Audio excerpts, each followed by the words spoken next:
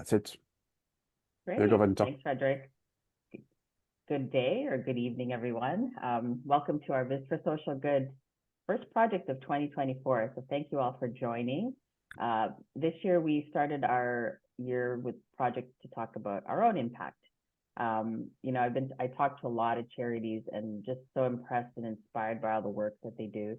Yet many of them struggle to do data analytics, resources. A lot of them haven't even really heard about data visualization.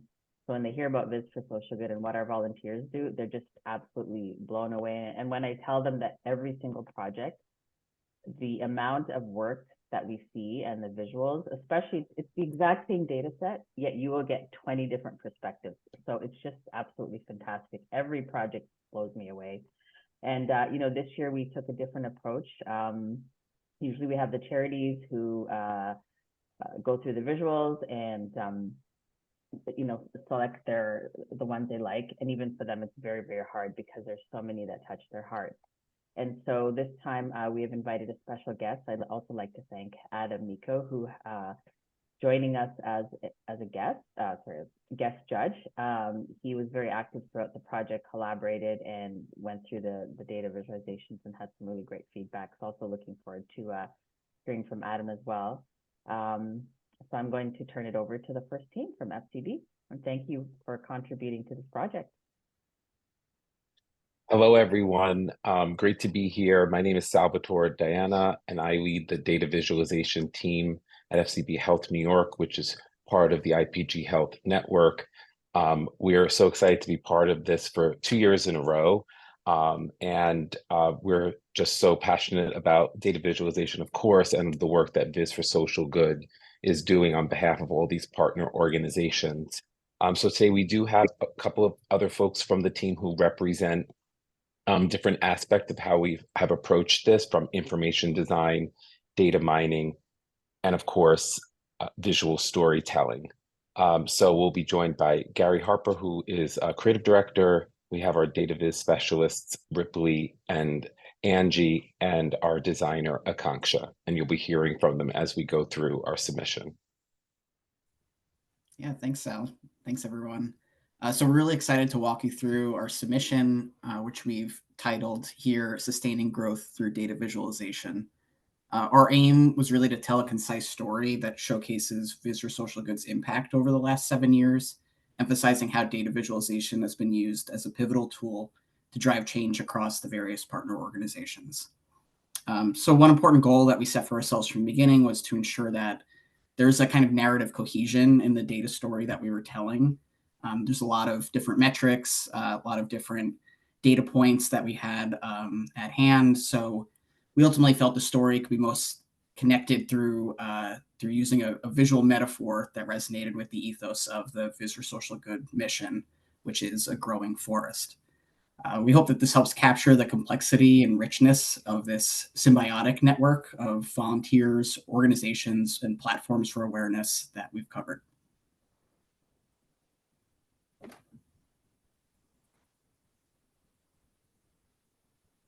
That I'll hand it over to Ripley. Sorry, I was muted. So I just wanted to touch on the process tools a little bit. So for this project, we started off using Excel and Flourish to go through the data and kind of map out the variables that we were working with and see what connections we could make across the different data sets. And then we finally brought it into Illustrator and Figma to refine the design and add some of the light interaction you see. So we ended up going with a storytelling sort of visualization so that as the user proceeds vertically, the story is gradually revealed through the visualization. So we can start from the top of our beautiful forest. And as you can start to see, every UN Sustainable Development Goal forms a canopy. And they'll come in different sizes, and that's because the size of each canopy reflects the number of projects contributing to them. And as we scroll further down towards the tree trunks, they'll start to transform into a Sankey diagram. And this diagram aligns each UN goal with each project. really serving as like a potent reminder that every volunteer effort, submission, and presentation really furthers the broader mission of global peace and prosperity. With such an impressive and intricate forest of beautiful connections like this, we decided to add tooltips on Hover so that users are invited to really dive into the details if they wanted to. As we continue scrolling, we descend deep below ground level. Here we witness the root network, which are our volunteers who dedicate their time, energy, and expertise to uphold the organization and its overarching mission. The volunteers in each continent are represented by a circle whose size is proportional to the number of submissions. So as we can see, when we hover over the circles, the numbers come into view. So again, just an illustration of how this work extends far beyond global borders. And as we scroll a little further down, we start to zoom in, we're shifting scales, and a tree starts to come into view, where each leaf represents 200 LinkedIn impressions, each flower represents 20 Twitter likes, and each fruit represents 50 Twitter reposts. And we felt like this was a really beautiful illustration of the tangible awareness that we can create one view, one like, one repost at a time. As we keep going, we encounter a powerful image, which is a hand sowing seeds of change. It's a reminder that our mission is ongoing and it's a continuous journey towards a better world. We then transition to quotes from our partner organizations that add depth to the story and provide voices from the front lines of change. And finally, we'll come full circle back to the sky, reminded that our story is not just about numbers, but it's really about people, connection, and truly the transformative power of collective action. Great, thanks, team. And so, just to summarize, our mission here was really to succinctly encapsulate all of the different endpoints, all the different people, volunteers, goals that go into the larger Viz for Social Good platform. So starting in kind of like a linear way where we look at the volunteers and what the volunteer submissions are really aiming to do in terms of fulfilling those UN sustainability goals, and then seeing how that actually has a real tangible effect in bringing awareness to the various partner organizations through social media posts, and then the reactions from the charitable organizations themselves of how this has affected their work. So thank you again, everyone. Whoa. And that's it for our team. So thank you.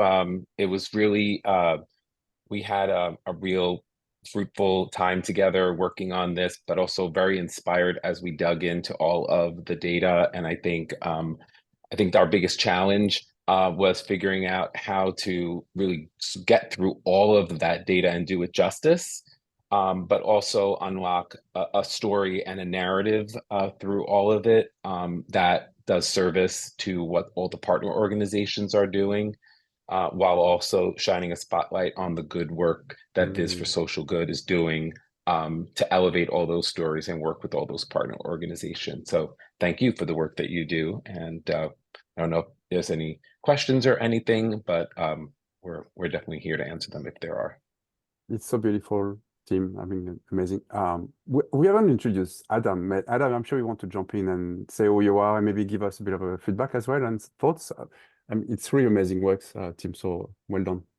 Adam, any few words? Thanks, Fred. My name's Adam Mako. I'm the principal data and analytics strategist at Moderna. I love all things data, Tableau / data visualization, and generative AI technologies. I'm also a Tableau Visionary Ambassador, Data Leadership Collaborative Advisory Board member. And I was really, truly impressed by this presentation of the data. The storytelling is top notch here. My question to the team is, how were you able to provide a coherent narrative with such a number of people working on the project? It seems like it came from one person because it was so clear and focused. So it would be interesting to see how you came across that and how that Sure. came together. Thank you. Yes. So, one of the things that we do when we get started is we have our own discovery session so that we can dig in and really get into the data sets themselves. But we then kind of move into more of an iterative conceptual stage where we're really kind of ideating and prototyping potential at form factors, but also what high level story and through line are we seeing through these, and as a collective we really begin ideating on some of those territories, and pressure testing them to see if they'll hold up once we put the conceptual idea against the data that we have. And both of those things need to be in lockstep. You can have a great concept, but if somehow the data gets left behind and you're kind of not telling that full story, and vice versa, you can have a real compelling way into the data, but it's just not bringing out this core message. So we really spent a lot of time iterating on both those fronts to get at the hopefully perfect marriage. Yeah, and I love the subtle approach because there's more things you could look at. There's things that are very clear design-wise, but things that how everything locks together is very subtle and very beautiful. So well done, team. We should make a movie out of that. I echo Adam's comments, and also it's fantastic how you're able to bring the data together, because even when we were packaging up the data, we thought, okay, how are they going to use this and this and this together? You've just done it beautifully. And I also really admired the visuals. Often you see a lot of beautiful vizzes, but it's hard to figure out what they're talking about. But you did that really, really well. And so fantastic. And love the fact that you used so many different tools. Typically, we see a lot of Tableau submissions, but we are tool agnostic. So great to see using different technologies to pull it together. So thank you so much. This was amazing. Any comments, question from the crowd online? Don't be shy. No. Oh, I've shared the link in the chat. Feel free to browse. Thanks again, team. So Victor, do you want to talk next? You present next?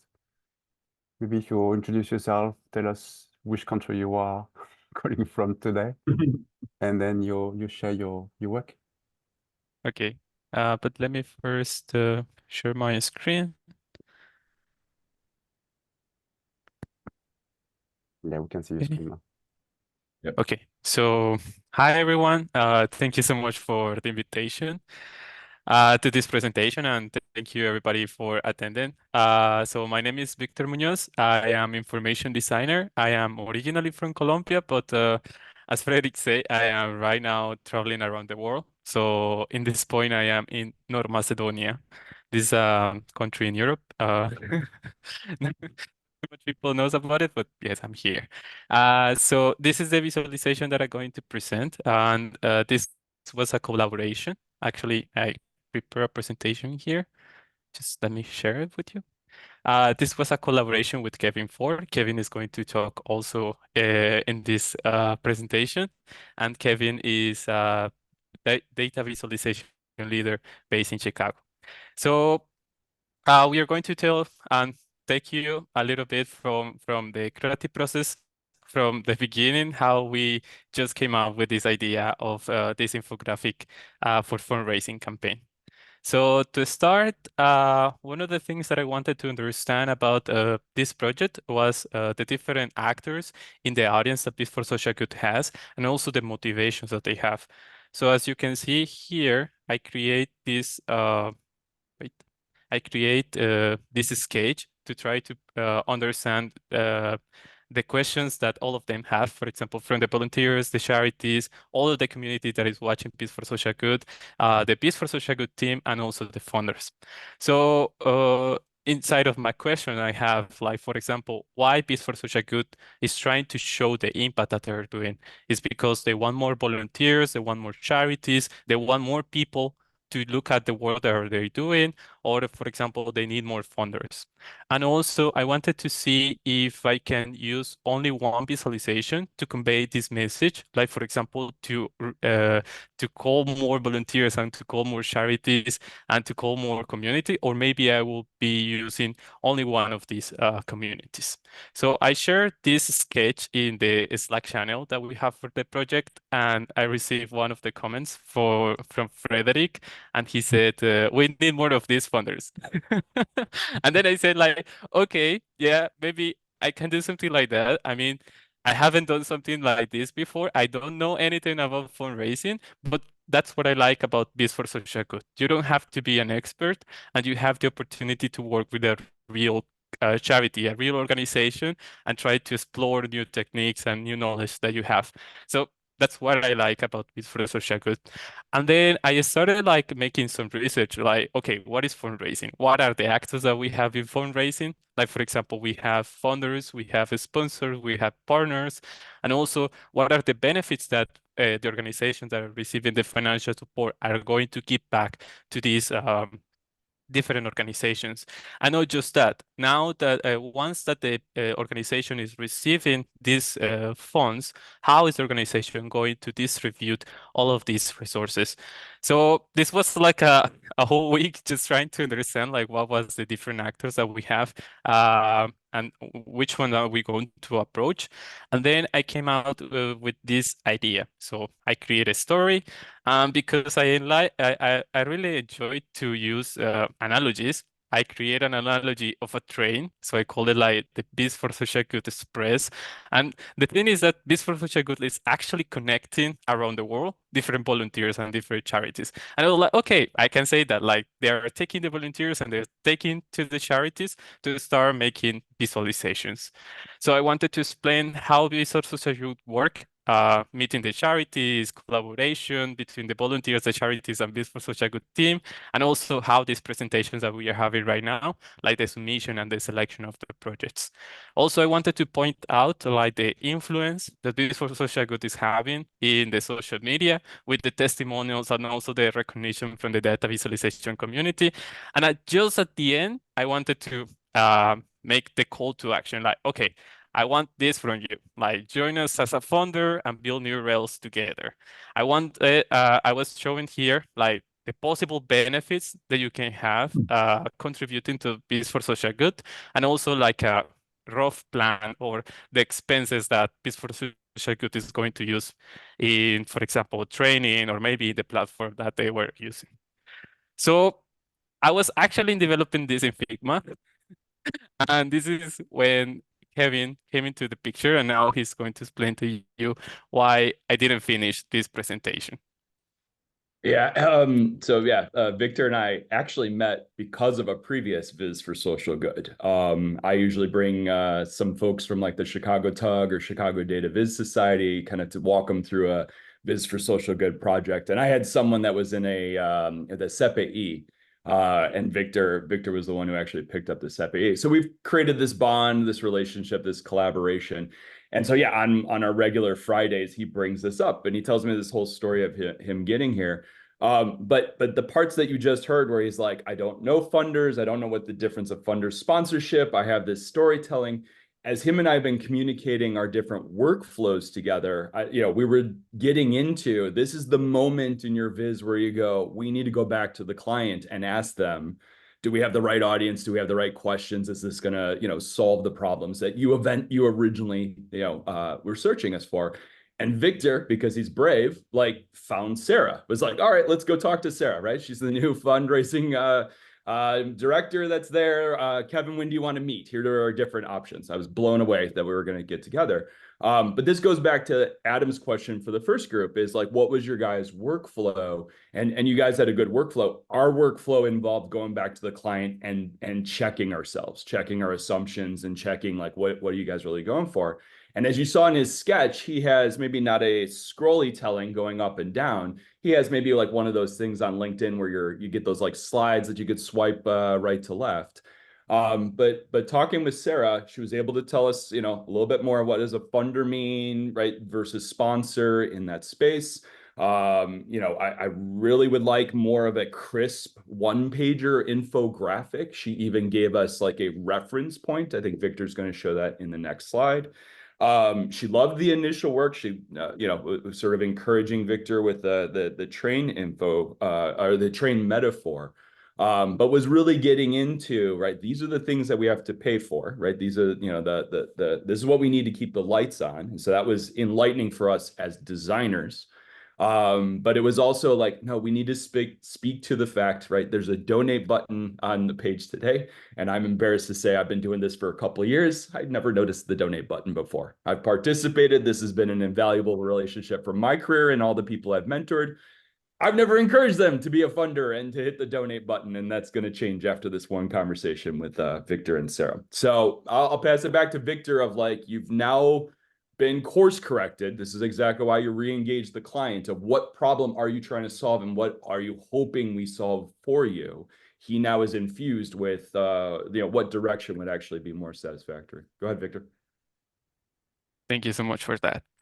So after the feedback from Kevin and also from Sarah, they helped me a lot because, I mean, the story was too long.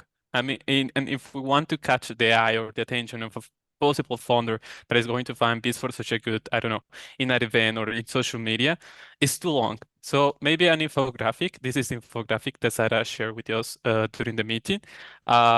We established some considerations to add to this infographic. So it should be fast to digest. It should have the most important information that we have about Biz for Social Good, and also it has to be attractive. Something like you saw in social media and it's like, I haven't seen something like this before. And because I'm a little stubborn and I mean, I have the whole analogy of the train and then said like, okay, no, I don't want to give away the analogy of the train. I wanted to include the analogy of the train. So a little bit of the process I was using for this Procreate, Figma, and at the end, it's developed in Tableau with the button to donate. But here's like the process that I follow. So I started with a small infographic, just trying to introduce all the different elements that I was telling in a long story, but in a single slide. Then I moved to Figma when I started developing it. And I also, with the white space that you can see, I move again to Procreate to start with the sketching. So I am not like an artist. So the final visualization is not like the big draw or something like that, but it conveyed the message that I wanted to tell. And also I posted in the channel of Biz for Social Good and I received feedback. I think Gabrielle is here in the conversation. She gave me feedback about the copywriting. And I also posted on Kevin and I are part of the Elevate Data Viz community when I also received good feedback. So as you can see here, I can just put this one here. I was adding all the KPIs at the top of the visualization to follow the same story that I was following in the original story. But then some of the persons told me like, why if you move the button of donate from this space here to this space? And as you can see here at the end, I do it, and it's more easily for the people that is watching this visualization, like, okay, what is Biz for Social Good? What are they doing? And what they want me to do, donate. And if they want more information, they continue reading the visualization.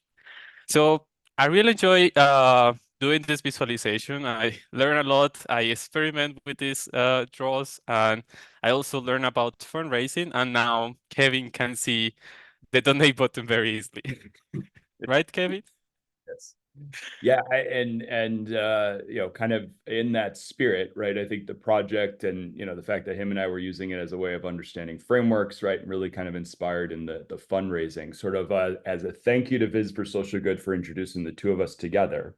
Victor and I are going to donate $200, and I'm in the process of seeing if my company Discover will actually do the one-for-one match, so long as, right, your guys' funding group is actually on a vetted list of nonprofits. So I'm waiting to hear a response back. So definitely 200. I'm hoping to bump it to 400 and help out in that space.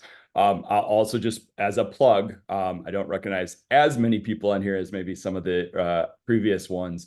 I encourage anybody else who thinks Viz for Social Good has helped their portfolio, which means it's helped you with maybe getting clients, it's helped you with job interviews. If you have some sort of similar thank you, think about donating to express your thank you in a way that actually helps them out. And then as a message to Viz for Social Good, right? If you watch any YouTube video and it's like and subscribe, help me out, you guys need to actually say that in these meetings. Right? Like and subscribe Viz for Social Good, and please consider donating to keep us going. I've been to plenty of these. It's the first time I've heard the the donate mission statement. So yeah, Victor, what else do you got for closing? Yeah, I mean, this is like a starting point. I know that Sarah is also building the strategy for fundraising and is going in a good way. And also, well, one of the things, the last thing that we were discussing with Kevin was about this statement that Biz for Social Good is presenting to the broader community. So you know that Biz for Social Good is helping nonprofits, and by helping they're helping the mission that they're doing. So it will be nice to have like this statement, like by supporting Biz for Social Good, you're supporting helping comply with the SDGs, or you're supporting by building bridges, or supporting to build houses or something like that. So we really encourage the Biz for Social Good team to try to, I don't know, maybe sit down again with the nonprofits that you have been working on and trying to see like which changes have been doing or efficiencies in the process that they are having. Think of the projects that we are having with Peace for Social Good. And this one is for funders, but I also believe that they have a good, great opportunity to secure sponsors. With these meetings that we are having right now, or maybe in the events that Biz for Social Good are participating, at the beginning, just mentioning them, I mean, that will be also a good source of financial support for Biz for Social Good. Yeah. And the way to sort of summarize it, like with this relationship, right? Sarah said a couple times, like, can you get in here, right? The impact. And Victor does have like a qualitative impact statement down there, right? 48 message or 48 projects, right? Having a qualitative impact. But Victor's right? Like we're really recommending like more of an impact analysis, right? So not a Viz competition, but maybe ask for some volunteers that are analytical. How many incremental bridges did we help them build? How many incremental schools did we help them when we made all the bricklaying, right? There's a swag-based assumption way that a lot of us will do it in corporate or even consulting world to get it. And our example that Victor and I came up with, right? So if ever, you guys have about 40 to 45 projects. On average, you probably have about 20 volunteers, right? We probably donate 10 hours of our time. And at least at Discover, right, a fully loaded single contributor's hour costs Discover $120 an hour. That equates to $1 million in contributed consulting across all the people and all the projects that you've done, right? It would have cost all these nonprofits $1 million for what we donate. That translation from a qualitative we helped them to we've given, I think, is a more impactful statement. We attempted to do it in this project and we just didn't have enough pieces for some assumptions. But that's our recommendation if you guys are looking for where to go next. Anyway, thank you. Yeah, Victor, if you want to close it Love out. the thinking, Kevin and Victor. Thank you so much. Amazing. Sarah, I'll put you on the spot. That's your domain. Do you want to give us a few thoughts? You're here, Sarah? That's amazing project, amazing position, Victor. Are you here, Sarah? She just had to leave. Oh, all I can say is, choo-choo, all aboard, And Victor, you never cease to disappoint. I mean, every project you just somehow just find that sweet spot and really, really understand the client and the need, and bring unique perspectives. So thank you. And Kevin, nice to see you. I know I was invited to present about Viz for Social Good at the New York Tug in December. So great to meet, and thank you again for all your contribution and for highlighting the fact about the donate button. I think at Viz for Social Good, we're all data visual specialists. Now we've brought Sarah on board, so rather humble about asking for money, just because there's so many charities vying for money. But I love using this. I think I'm going to use everything from here and also take your advice, Kevin. That was amazing. So Yeah, wonderfully done, and great way that you decided to, go with the infographic versus the dashboard. So that was awesome as well. Adam, I'll turn it over to you. I love those numbers as well, Kevin. Sure. I absolutely love this visualization, this infographic. And a part of the reason why is everything is so well placed together. And most importantly is the call to action. So obviously outside of being part of Tableau Next, Victor, this has to be up there. I'm just kidding. But I just was in love with the cartoon graphic. It really told a story and didn't distract. Oftentimes with infographics, it becomes a little bit too distracting, but everything flowed very well. And the train analogy really worked in this case. So appreciate the efforts. Another amazing collaboration. Thank you. Any more questions, comments from the audience? If I may. I think it was amazing. So I really love the idea of like leading by example, like saying that, okay, look what this volunteer have done, and this is kind of like how they contribute. So feel free to do the same, so basically just try to do your best, and yeah, and also like it's important also like to have this like positive mood, and just try to dig in and help. Yeah. Thank you. That's amazing. Can't believe it's around $1 million contribution when you think about it. It's amazing. Can you almost want to go $1 million. Yeah, $1 million. And we didn't include here the hours of thinking, Yeah, true. Especially when you're doing the shower, when you're in the shower, you're just thinking of like how to do this process and how to do this design and so on. So yeah. Totally. And just not even counting the time behind the scenes to make all that stuff happen. It takes time to organize all those things. Thanks a lot, everyone. We're moving on to maybe Gena. I think Gena was a bit late, but I think she managed to join us. You see, Gena? You're calling from... Hi, everybody. Hello. Hi, sorry. I had to travel unexpectedly. I'm in Japan at the moment. And so I'm here after a mad rush from the airport, and I'm very excited to present to you all. Let me just share my screen. You're very committed. I just, just making it happen, making the magic happen. Okay. Again, I'm very grateful to be presenting in front of you all. I'm Gena Falzon, and I'm thrilled to present to you my data story, visualizing the social impact of LinkedIn on Viz for Social Good. It's a mouthful. This is a deep dive into a year's worth of LinkedIn stats, as well as data on all volunteer submissions to garner insight into how well Viz for Social Good is using the platform, who is following from where, and what the organization could be doing and could be adding focus to in order to recruit more donors and volunteers in particular. So just to talk a little bit about my rationale, I decided to focus on the LinkedIn stats. First, can everybody hear me? Okay, good. I decided to focus on the LinkedIn stats because it's a link to outside the organization. And I personally find LinkedIn to be the most informative and earnest of all the social media platforms out there. Also, after doing some exploratory data analysis, I found that the stats data set for LinkedIn was pretty compelling, as I hope you will see. So just as a background, LinkedIn has nearly 1 billion members and is consistently ranked #1 for security, legitimacy, and community amongst social media platforms. According to studies, 71% of donors followed at least one nonprofit on LinkedIn.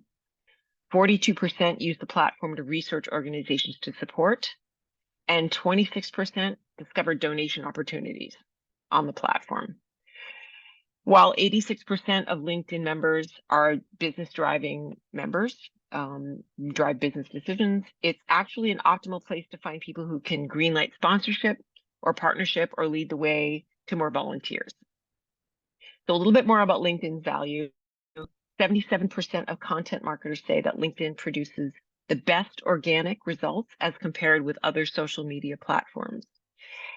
It's also the highest converting platform of for nonprofits, with 30% on mobile and 50% on desktop. And in terms of volunteer recruitment, there's a tremendous opportunity on LinkedIn. Most 8 people get recruited from the platform every minute, and 52 million members are searching for opportunities, whether paid or unpaid, at any given week. So just to talk a little bit about the audience, because I realize this is actually the most important part of creating a data viz. This is where I went a little bit rogue, and I decided to target Viz for Social Good as the audience. So I know that the call to action was to target volunteers, donors, and the such, but I found an opportunity to say to Viz for Social Good, here's what you could be doing potentially, and what you are doing that's working, and what you could be doing to capture more followership and attention to the cause. I feel that actually this website that I've created would be of interest to volunteers as well as donors, just to show sort of the momentum that the organization has gotten through this platform. Let me just move on a little bit here. I will talk a little bit about my process and my data as I go through the website itself, but I generally, I usually dig very deep into the data. I tend to be, my strength is research and finding more and more data, and this is no exception. The data I used that Viz for Social Good provided was the LinkedIn statistics and data of all submissions. I also did some research to get more insight into NGO performance on LinkedIn as on the whole. And I modified the LinkedIn post. This is actually one thing that I did. I think that created some interesting value to the posting aspect of Viz for Social Good on LinkedIn. I actually went through the post and I keyworded each one of them with one of, it looks about 12 different keywords, 11 or 12 keywords, to sort of categorize what kind of posts were gaining what kinds of traction. So to continue on. My process always begins with R, and I pulled the data sets in to do a quick cleanup, initial analysis, some exploratory data visualizations. And once my data was tidy, I outputted what I wanted to present and the story that I thought I found to CSVs to use in building Flourish graphics, and then to embed into a Canva website. So my design, I will just talk very briefly about how I designed it. I really tried to align with the colors of Viz for Social Good, in particular the dark green color on a light off-white background. I also used a burnt orange as my highlight or differential color. And my fonts are pretty much standard sans serif fonts throughout both Canva, Flourish, and Illustrator. Okay, so I did use Illustrator for one graphic that's not interactive. So I'll talk now about the 3 sections of my my website. So the first aspect that I wanted to dig into was the power of posting. Viz for Social Good posts just under once per week, which is actually in good company with most other NGOs, about 65% on the platform. And you can see in the bar graph here in the post categories that I made, how well the posts are performing in terms of click-through rate, mean and median, engagement rate, and impressions, depending on which metrics you want to see. Now, granted, this is a very small data set, and I did the best that I could to analyze what I had. But one benchmark that I found was that organic LinkedIn posts garnered about 4.02% engagement rates. And you can see here that if I go to mean engagement rate, most, if not all, of the posts that I see, that you can see here, just go back to my, is everybody getting a good look? Yeah, okay, good. Yes, good. They're all performing pretty well. We have an outlier here with the leadership news, which we can discuss. There was this particular post that talked about congratulations to Adrian and Dennis. on, I think, May 13th of last year that drove up followers. But essentially, most of the posts are performing very, very well. So you can see here that posts generally that call for volunteer engagement in particular tend to drive a lot of traffic onto the LinkedIn platform. Okay. And you can see here that I analyze essentially the posting activity. This comes from an external data set that I have included links to the bottom of the website to any external data that I've resourced. But most NGOs tend to post about once a week. Occasionally they post a little bit more than once a week, every other day. About 6% post once a day, and maybe 3% post several times a day. That's a lofty goal. I think we can probably get via Viz for Social Good to post a little bit more, but in general, this is the NGO activity that's pretty normalized throughout LinkedIn. So moving on to an analysis on LinkedIn followers, the lowdown on LinkedIn followers.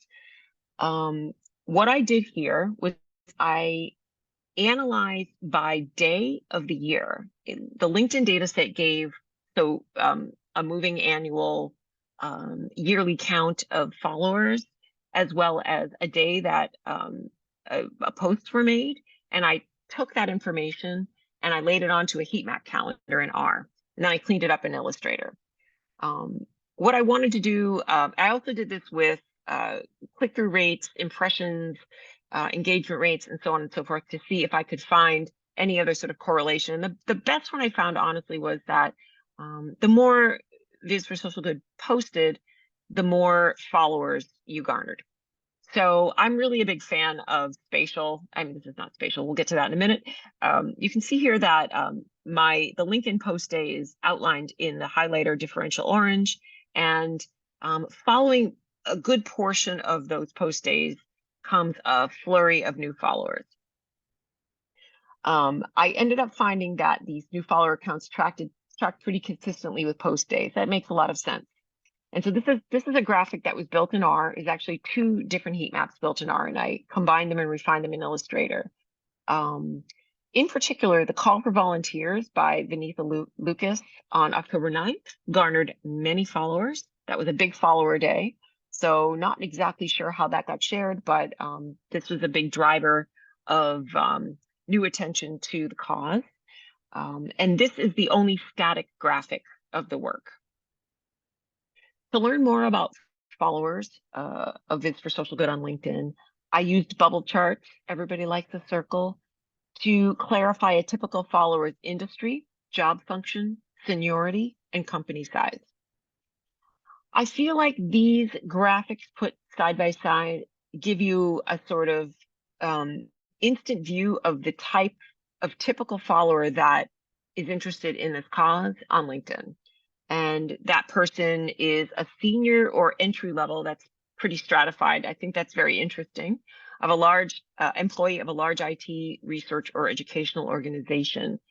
And I think this lends itself to understanding more about these people, both from a volunteer and a donor perspective. And I like these graphs because what you can do, I love Flourish. I don't know if anybody uses Flourish in Canva. I love the way they integrate, and you can really just kind of get a sense for just at first glance the type of followers that we're getting on LinkedIn, and without sort of doing a whole lot of in-depth sort of research. So it's very explanatory. And then lastly, I love Flourish. Yes, thank you, Angelica. I am a big fan of spatial data analysis and spatial data viz. So of course I had to include a map. And what I wanted to do here was sort of show where our LinkedIn followers are coming from. It's not a huge shock. Yes, I love a clean, and I will talk a little bit about my aesthetic. I'm a big fan of a clean, economist-like, Tufty-esque aesthetic. I can't seem to get away from it. It's really not a shock that most LinkedIn followers come from Europe, the US, Australia, and then surprisingly India. But what I also wanted to do was kind of get a sense for where, yep, Australia, woohoo. I wanted to get a sense for sort of where our volunteers are coming from. Well, we have the data, so why not show it? Japan is a great source where I am right now. A great source of volunteerism. That's potentially an audience that we can target even more. Oh, there we go. Excellent. And then if you can actually scroll into the website a little bit more. Let's see if we can control Zoom. I'm sorry for the slowness of my website, but we can get a sense for sort of how well we have traction in different countries based upon the map here.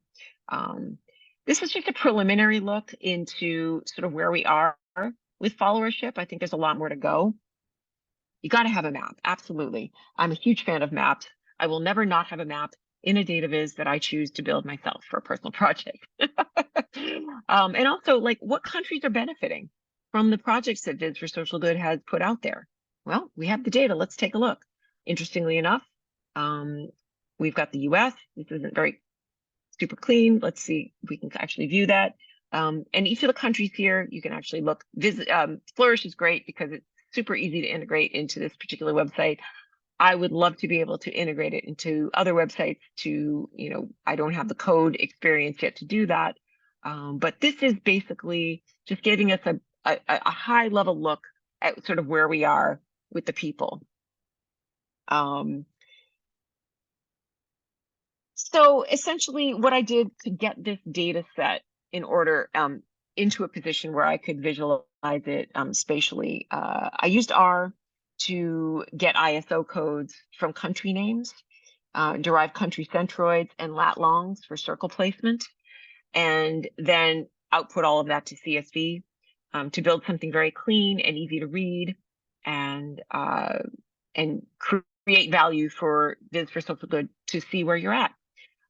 Viz for Social Good has just about 4,000, I think, followers on LinkedIn, which is very, very good for a medium-sized NGO, which I believe we're a small NGO.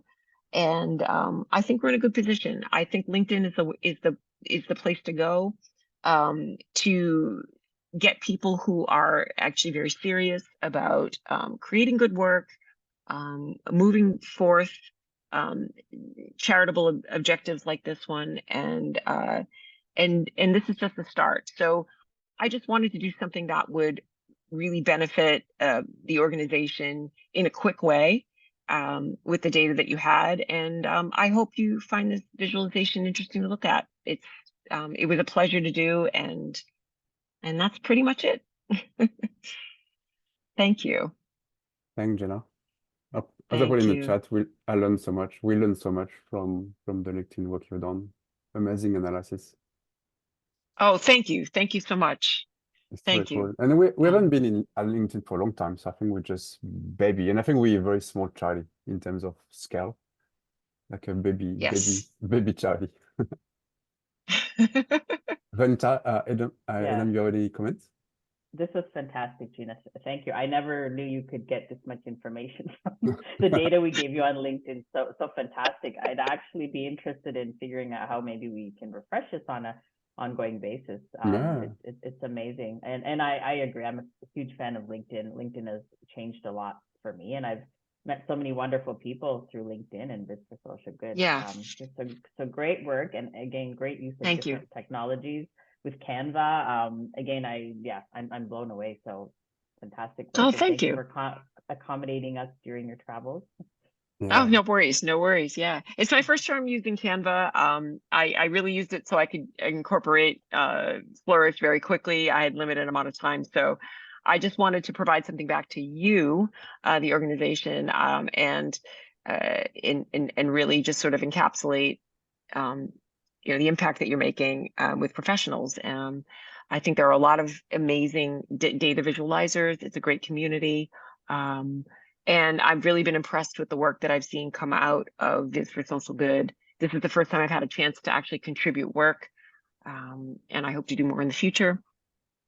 So any suggestions or recommendations, or I would be happy to contribute as well.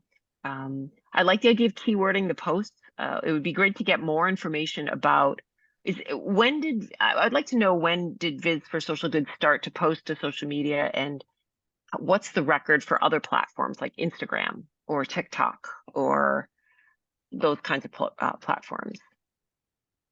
I'd say we started off more on Twitter for the first Okay. couple of years. That's where it was really gaining a lot of traction.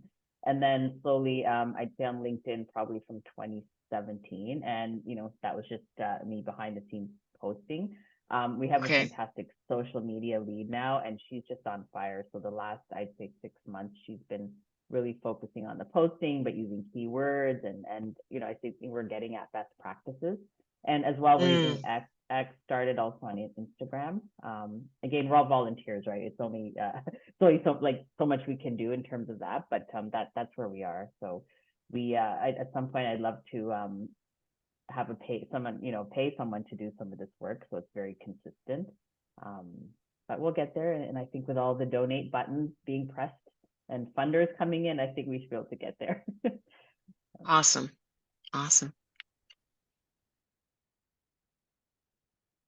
Adam, I just want to chime in really quick to say I really enjoyed the wonderful combination of your approach to this data. Gena, I see it as both a strategic and tactical approach to the data, and it was clear that it resonated with you, and it really does show. Also enjoyed the sensational combination of fitting charts. They're both dynamic, really clean, and the animation is tasteful as well. So altogether, an excellent visualization, and thank you so much for sharing. Thank you very much. No, I love the idea of going back to R, and this is like really impressive work. Yeah, and it's kind of like, you know, like I'm recalling these things, like I'm seeing tons of this LinkedIn, you know, creators, you know, like, or like famous people, you know, like you call them. So who's having like tens of thousands of followers, and and maybe we could just, everyone, we can just contact them and just ask them to give it a boost to Viz for Social Good, you know, because I mean, I think it's the platform for that, right? yeah. So basically, it's kind of like a reminder that maybe we're not doing enough, and we should do more, you know. But this is like really good example. Sure. Thanks, Adrian. Thanks, Adam. Thank you. Adam to go. I don't want to rush, but I'd still want to give Gabrielle some time, just in case people need to leave soon. So Gabrielle, you're still on. If we finish with your data art project, if you're still here. Is my mic good? Yeah. Okay, we can hear you. And everyone can see that? Oh no, we still see Gena's presentation. Huh, that's weird. Gena, could you stop sharing? Now we can see it. Cool. Okay, yeah, I think I can't interrupt her. Probably the rules. Cool. So for this project, actually, first a little background about me. I'm a research software engineer for Newcastle University, which means I collaborate with researchers at the university on a bunch of different projects, helping with data analysis and software development primarily, although I also have a particular interest in data visualization. So these types of projects are actually kind of similar to what I do at the university, except on a longer term, working with like a client or a research collaborator to help with a specific project. So for this project, I wanted to experiment with data art. So that's art that incorporates data into the design to make a image that's engaging and hopefully beautiful, and in order to maybe give an impression of the data. It's not necessarily designed to communicate, or it's not designed to communicate the data as effectively as a data viz, but maybe lean more towards evoking some sort of emotion or impression or story. So I leaned into the description in the project brief about how the visualizations from Viz for Social Good of volunteers are like beacons of change and helping to illuminate a charity. So I decided to represent each visualization in the project as a ray of light, like this one. And then those are overlaid on a shape that is representing the nonprofits and their mission and impact. So I did that for each project. So it's a way to commemorate each project and celebrate the community too. I definitely wanted to emphasize that in each work. So this is actually the first project I participated in last year for the World Health Organization. And I'll talk a little bit more into how the data is encoded in a second. And here is the other project I did before this, which was for the Gord Downey and Channy Wenjack Fund.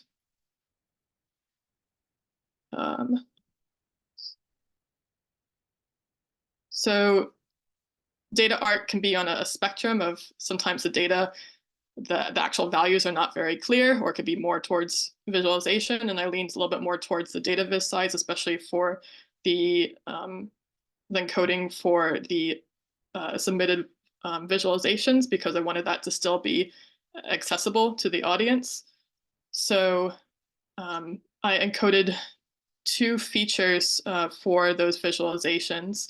One is the total number of submissions that the volunteer had made at the time of that project. And this was because I really wanted to, like I said, celebrate the community as well and how it's grown. So it's really easy to see who are new volunteers who made their first submission. So those would be any short rays like these. And then with more submissions, previous submissions, the rays get longer. So all these would be returning volunteers. And you might have noticed that this is on a log scale because we have volunteers like Satoshi who have returned from many, many projects. And then the other feature I encoded was whether or not the visualization was presented at these project wrap-ups. So any thicker rays were selected presentations or selected visualizations to present. And just made them thicker as a way to indicate through the presentation they're shedding a bit more light on the project and the charity through that. I ran out of time and did not have a chance to make a legend for the charities, but there are 2 features that the shape encodes. One is the number of followers on social media, mostly Twitter. So I just wanted to give an indication of this is kind of a charity with a smaller charity or one that's larger and has more reach. So for example, the TAP Elderly Women's Wisdom for Youth has about 100 followers on Twitter, whereas UNICEF has millions. So just giving a rough indication of the charity size.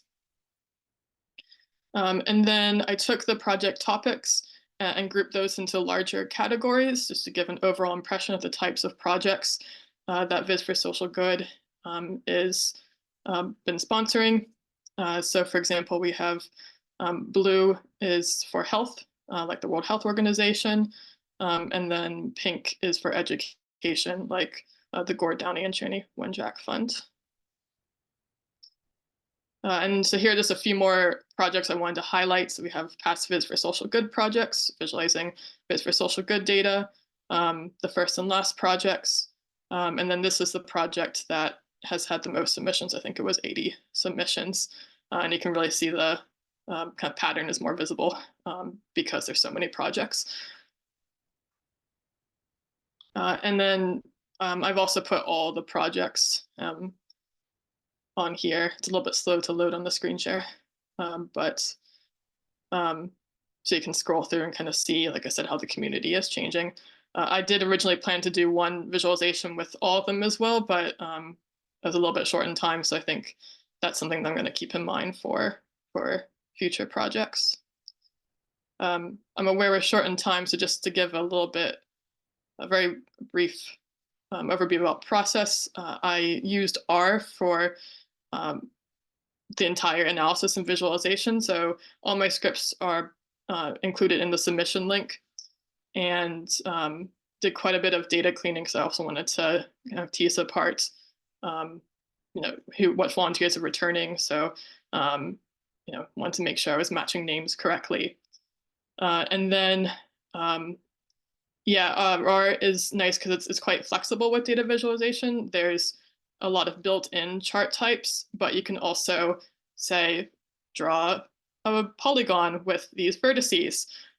So I could compute where I wanted the different points to be, basically. And for these rays, I was drawing out maths and geometry on a scrap piece of paper, figuring out how to calculate the points or different angles, and basically wrote a custom code to create these visualizations based on the submission and charity data. But the nice thing about it being an R and directly generating each plot is that if I wanted to change something, it's really quick to do that. So if Visual Social Good thought that different categories would be better, and actually let's combine two of these categories into one, I can make that change with a few lines of code and regenerate all the images. So it's nice for projects like this where it might have some feedback from a client. But yeah, I'll take any questions if there's time for that. It's just amazing, Gabrielle. I think we're talking on the chat about we should make posters and sell them and then make postcards and it's just amazing. All beautiful, beautiful stuff. Yeah, I'd really like to start getting some, I also do generative art. So it's kind of similar to this process for using numbers and values to create patterns and designs, but it's drawn from a statistical distribution and random values instead. And for this and that kind of work, I'd like to start getting it onto physical medium because I think art really needs to get off the screen, ideally. But I was thinking if Viz for Social Good had offices or something, this would be kind of thing that'd be nice to print up a few projects and put them in like the reception room. That'd be kind of, but yeah, I'm be happy to work with you to see if there's any way that we can use some of the images. Yeah, that's amazing. I don't think we'll get an office. Maybe you can all come to Brisbane if you pay your trip. But or if you go to conferences. Yeah. But conferences, yeah. Conference, yeah, there's a few of that in the chat of like, as Viz for Social Good hosts like the social gathering, right? These would be wonderful posters to sort of set the. Sure. Thank you for sharing that you're an artist now, because they're gorgeous. It really shines through in the work, and you can see it in the chat. We're all like really geeking out about your work. Yeah, thanks. It's my background's very technical because the software engineering. Although my background's actually in biology originally, but still very sciencey. So I've been kind of working on generative art. Partly it's fun, but it's also kind of a way for me to expand how I think about representing numbers and helps encourage me to think outside the box a bit. So I was originally thinking of work on the generative art, but with the goal of also bringing that into the data viz eventually. So this was a nice opportunity to start trying that out. Don't stop. It's really cool. This is fantastic, Gabrielle. Amazing way to end. All the presentations are great, and yours is just absolutely inspiring with the art. And yeah, you should see even our internal Slack. We're like, oh, we can do this and that and that. So love it, love it, love it. Thank you so much for combining your creativity, artisticness, and your scientific background. So fantastic. Thank you so much. Vanessa, do you want pleasure to work on. Maybe if we can all go on video, I want to take a photo as well before I forget, because I've been troubled by a social media person. And Vanessa, you want to close the event and then saying that we've got a project starting in May to be determined.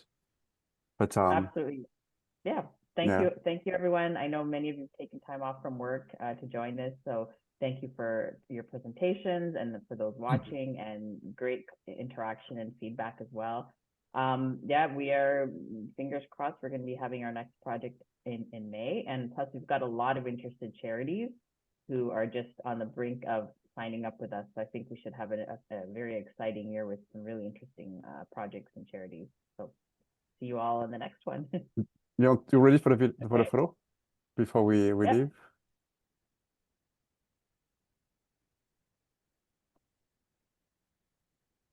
Thanks, everyone. And thanks, everyone, for joining from all over the world. And see you online when we announce a new project in May, June. Thanks, everyone. Thank Thank you. you. Yeah. Thank Care. you. Bye-bye. Bye. Thank Yeah. you. Thanks again. Ciao. Bye. See you guys.